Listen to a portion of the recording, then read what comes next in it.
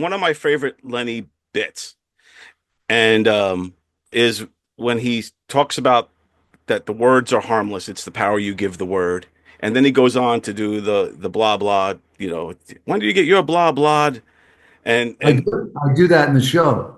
How many men in this room have ever had their blah blah? Come on, put them up. Okay, keep them up there. Keep them up. I do that bit in the show. It brings the house down. People love it. In fact, I always think like when I do that bit, because I do it probably the show's 90 minutes, I probably do that bit somewhere around minute 20.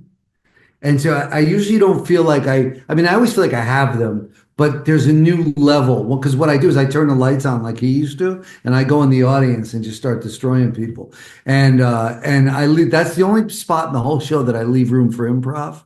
But the blah blah bit everybody loves. So that's one of my favorites as well. And that just shows you how smart he was because what he was doing was he was replacing the word he wasn't allowed to say with the word blah blah because the cops were surrounding him in the comedy club. And so he would replace the word I don't know if we could curse on yeah, you could here, cut. but Yeah, sure. uh, so he replaced the word cocksucker with blah blah blah. And so he knew that once he said it, he was going to get arrested. So he had these cops on a string, and everybody knew what he was talking about, and they couldn't do anything. And then at the end of the night, he would say the word, and then they take him to jail. You know, That's what I loved about him because he kind of outsmarted them by just show and also proving a point about the words don't really it's the crime or whatever the power isn't in the word itself. The power is in what you give the word. And when he said, "Hey, have you got your blah blah?" it's in the and intention. The power's in the intention of the word. What do you want to do with this word?